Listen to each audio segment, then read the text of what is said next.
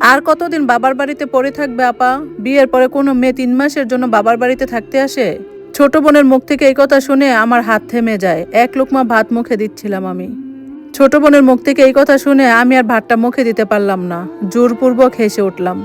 ছোট বোনকে বললাম, বাবার বাড়িতে কেন পড়ে আছি এই কথাটা তো তোরা ভালো করেই জানোস, আমাকে কেন প্রশ্ন করস?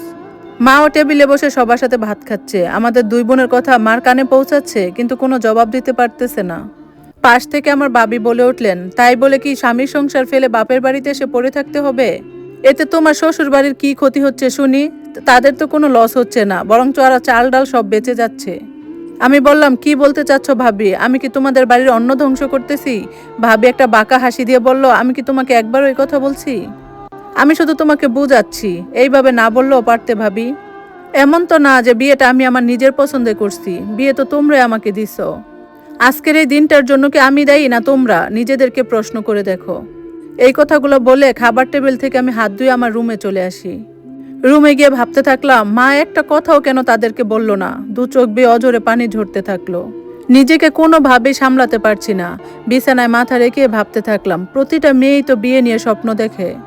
আমিও তো স্বপ্ন দেখেছিলাম, কিন্তু নিয়মে বাধা পড়ায় সেই স্বপ্ন আমার ভেঙে গেছে। একবার ভাবলাম কোথাও চলে যাব কিনা, যেদিকে দু চোখ যায়। এইসব ভাবতে ভাবতে কান্না করতে করতে আমি ওইখানে ঘুমিয়ে যাই। রাত 3টা বাজে, দরজায় কড়া নড়ে। চোখে অশ্রু নিয়ে কখন যে ঘুমিয়ে গেছি তা আমি নিজেও টের পাইনি। আবারও দরজায় শব্দ হলো। আমি উঠে গিয়ে দরজা খুলে দেখি মা দরজার সামনে খাবার নিয়ে দাঁড়িয়ে আছে। অভিমানে চোখ ফিরিয়ে নিয়ে আমি ভিতরে চলে গেলাম। মা ভালো করে আশেপাশে তাকিয়ে ভিতরে আসলেন। মা আমার মাথায় হাত বুলিয়ে বুলিয়ে বলতে থাকলো, খেয়ে নে সুবাস, খাবারের উপরে রাগ করতে নেই। মাকে বললাম, মা, যেই বাড়ির খাবার নিয়ে আমাকে খোঁটা শুনতে হইতেছে, সেই বাড়ির খাবার আমি কিভাবে খাবো বলো তো মা? মা নিজেও অসহায়, মা চাইলেও এই কথার জবাব দিতে পারবে না। আর এই ব্যর্থতা মাকে কুরে কুরে খাচ্ছে।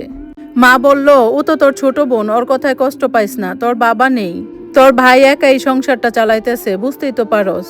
আমি বললাম, থাক মা, আমি বুঝতে পেরেছি, তোমাকে আর আমাকে বুঝাতে হবে না। তবে চিন্তা করো না, আমি আর বেশি দিন এখানে থাকবো না। আমার ভাইয়ের সংসারে আমি বোঝা হয়ে গেছি, আমার যেদিকে দু চোখ চায় আমি সেদিকেই চলে যাব।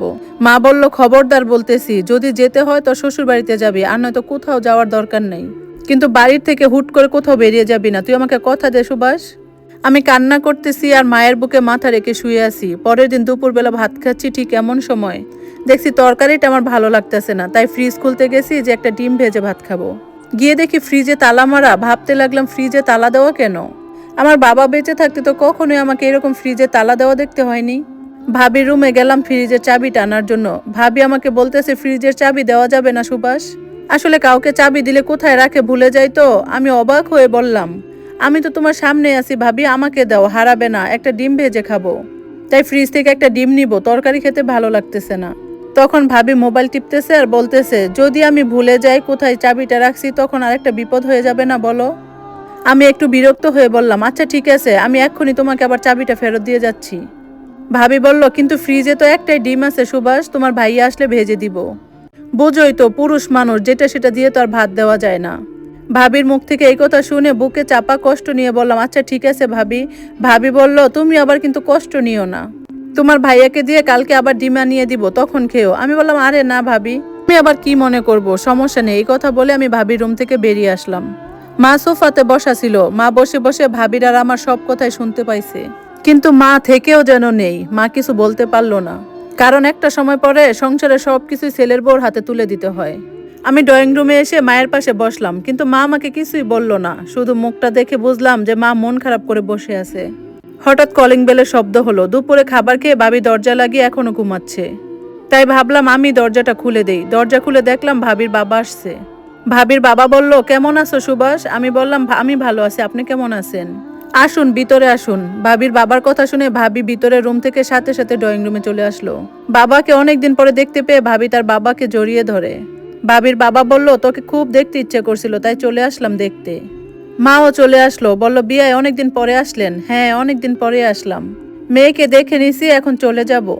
হাতে বেশি একটা সময় নেই, লোক দাঁড়িয়ে আছে আমার জন্য। ভাবি বলল, সে কি বাবা, তুমি এত অল্প সময় নিয়ে আসছো কেন? এসে যেহেতু পড়ছো, তাহলে আমি তোমাকে সহজে যেতে দিব না। তুমি বসো, আমি তোমার জন্য কিছু নিয়ে আসি, তুমি বসো। মা আমাকে বলল, তুই তোর ভাবির সাথে গিয়ে কাজে সাহায্য কর। রান্নাঘরে পা দিতেই দেখি ভাবি ফ্রিজ থেকে জিনিস বের করতেছে।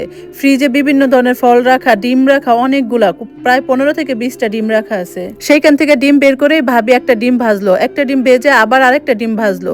ভাবি আমাকে দেখেই বলল, বাবার জন্য ডিম ভাজতেছি। এত দূর থেকে আমাকে দেখতে আসছে, একটা ডিম দিলে কেমন দেখায় বলো? তখন আমি মনে মনে ভাবলাম, তাহলে তখন আমাকে কেন বললে ভাবি ফ্রিজে একটাই ডিম আছে? একটাই ডিম আছে, কেন আমাকে মিথ্যা কথাটা বললে? আমি মনে মনে এইসব কথা ভাবতেছি, তবুও ভাবিকে কিছুই বললাম না। কিন্তু এটা ভেবে আমি খুব কষ্ট পাচ্ছিলাম। শুধু ভাবিকে বললাম, আচ্ছা ভাবি, আমি কি কোনো কাজে সাহায্য করব? ভাবি বলল, না না, আমি করতে পারবো। বাবা আবার সেভাবে অন্য কারো হাতের খাবার খায় না, বিশেষ করে অপয়া না, মানে যারা একটু মন্দ ভাগ্য নিয়ে জন্মগ্রহণ করছে। আমি অনেক চেষ্টা করছি চোখের জল আটকে রাখতে, কিন্তু আজকে মনে হইতেছে আমার চোখের জল আর আমার কথা শুনবে না। রান্নাঘর থেকে বের হয়ে আসলাম, দু চোখে অশ্রুর বন্যা বয়ে যাইতেছে। তখনই কাঁধে কারো হাতের স্পর্শ অনুভব করলাম। পেছনে তাকাতেই দেখলাম মা দাঁড়িয়ে আছে। মায়ের চোখও ঝাপসা হয়ে আছে। আঁচল দিয়ে আমার চোখ মুছতে মুছতে বলল, তোর বাবা নেই দেখে আমার মুখেও কোনো কথা নেই রে মা। আমি তো নিজেই তাদেরটা খাই পড়ি।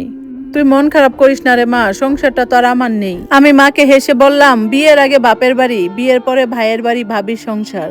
এই কথা বলে মাকে জড়িয়ে ধরে শুধু কান্নাই করে যাচ্ছি।